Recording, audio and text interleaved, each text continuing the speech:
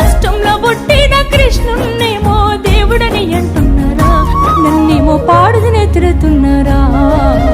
ఆడపిల్లనమ్మా నేను ఆడపిల్లనాని బాధపడకమ్మా.